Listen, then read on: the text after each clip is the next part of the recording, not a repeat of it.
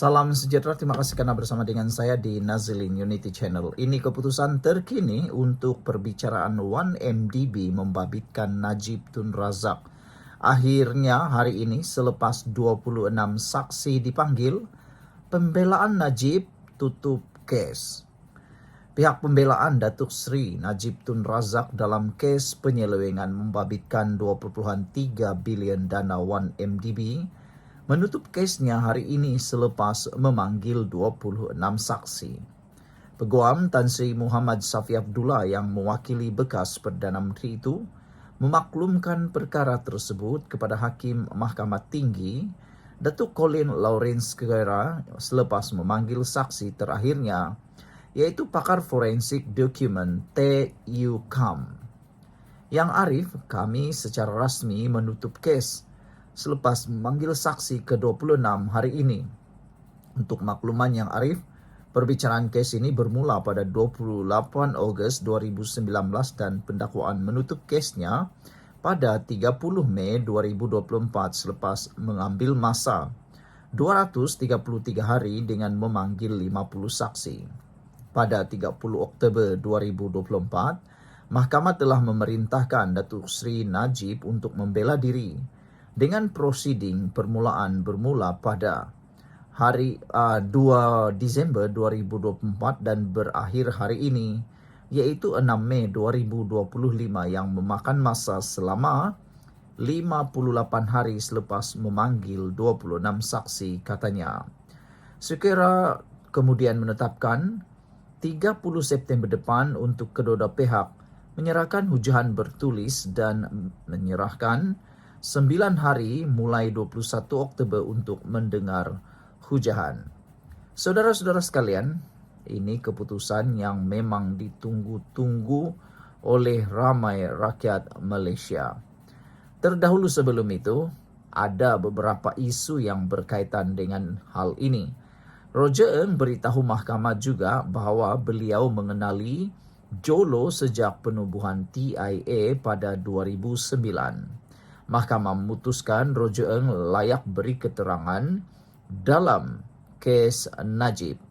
Sebelum kita teruskan ulasan kali ini, jangan lupa tinggalkan komen anda, tekan butang subscribe, dan siapa yang ada masalah gaut, kencing manis dan tinggi darah, sila tekan butang produk yang ada dalam video ini untuk mendapatkan produk yang murah, berkesan dan lulus KKM juga halal. Beberapa hari yang lepas, pada 23 April, Mahkamah telah memutuskan bahawa Roger Ng layak untuk memberi keterangan dalam kes Najib. Mahkamah Tinggi di Putrajaya hari ini memutuskan bekas pegawai Bank Goldman Sachs Roger Ng Chong Wah boleh tampil sebagai saksi dan memberi keterangan pada perbicaraan Datuk Seri Najib Tun Razak berkaitan 1MDB. Walaupun terdapat perintah Mahkamah Amerika Syarikat yang mengenakan sekatan terhadapnya. Hakim Datuk Colin Lawrence Sequeira berkata, Mahkamah Malaysia terikat kepada bidang kuasanya sendiri dan tidak tertakluk kepada kuasa mana-mana mahkamah asing. Ini kes melibatkan kepentingan awam dan telah berlarutan terlalu lama. Mahkamah ini tidak bersedia untuk menunggu sebarang pindaan yang dimohon. Perintah perlindungan oleh Mahkamah AS itu tidak mengikat mahkamah ini, katanya. Hakim itu berkata beliau tidak akan menunggu Peguam Ng untuk memohon kepada Mahkamah AS untuk meminda perintah perlindungan tersebut bagi membolehkan Ng memberikan keterangan dalam perbicaraan 1MDB di Putrajaya. Peguam Utama Najib, Tan Sri Muhammad Safi Abdullah, kemudiannya memohon penangguhan selama setengah jam untuk menemui Ng. Permohonan itu dibenarkan oleh hakim dan perbicaraan ditangguhkan seketika. Terdahulu Peguam Ng Datuk Tan Hock Chua berkata, anak guamnya tertakluk kepada perintah perlindungan yang dikeluarkan Mahkamah Daerah Timur New York melarangnya ditemu bual atau memberi keterangan di Mahkamah Malaysia.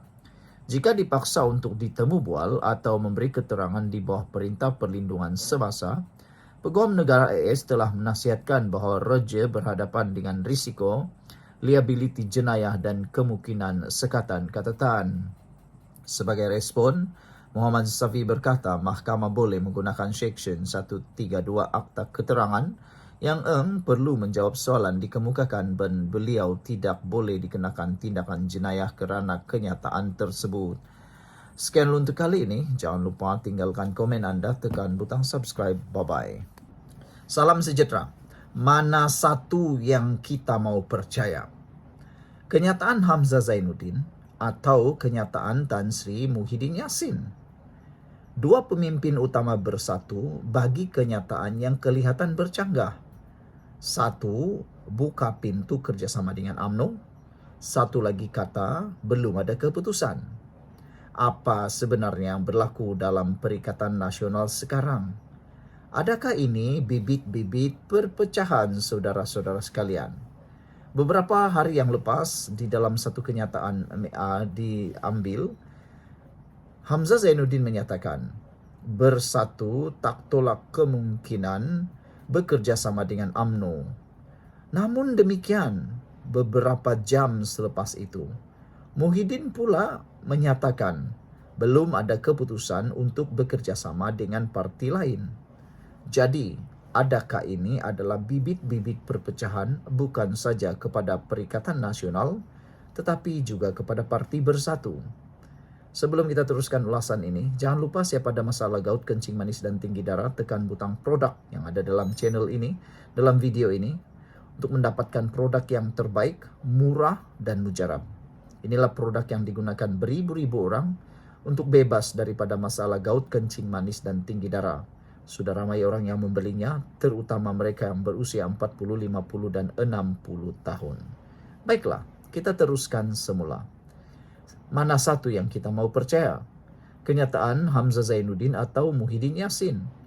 Dua pemimpin bersatu ini kelihatannya memberikan kenyataan yang bercanggah. Satu pintu kerjasama dengan UMNO terbuka, satu lagi kata belum ada keputusan. Persoalannya apa berlaku dalam Perikatan Nasional sekarang? Adakah ini bibit-bibit perpecahan? Hamzah Zainuddin, Setiausaha Agung Perikatan Nasional, dalam kenyataan 2 Mei 2025 menyebut bahawa bersatu tidak menolak kemungkinan bekerja sama dengan UMNO. Tapi, hanya 2 hari sebelum itu, Muhyiddin Yassin, Presiden Bersatu sendiri pula kata, belum ada keputusan untuk kerjasama dengan mana-mana parti lain. Ini menimbulkan persoalan besar. Siapa sebenarnya yang bercakap atas nama Parti Bersatu? Siapa sebenarnya yang menjadi abang besar dalam Parti Bersatu? Adakah Muhyiddin Yassin atau Hamzah Zainuddin? Siapa sebenarnya yang memegang bersatu pada waktu ini?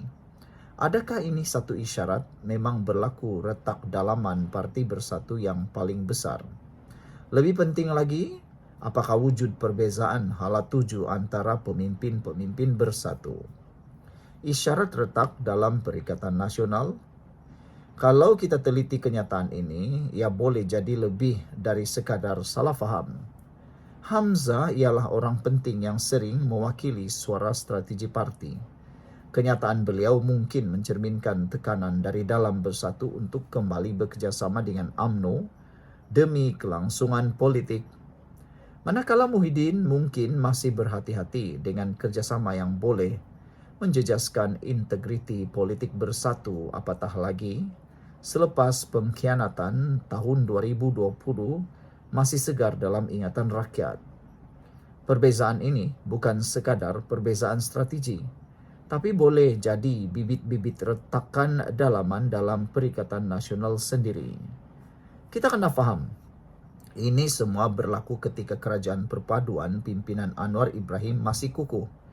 Walaupun ada tekanan luar, PN pula sedang mencari ruang dan naratif baru untuk kekal relevan menjelang PRU16. Persoalan penting untuk dijawab bersama hari ini, tinggalkan komen anda. Adakah bersatu kini tersepit antara ego dan keperluan politik?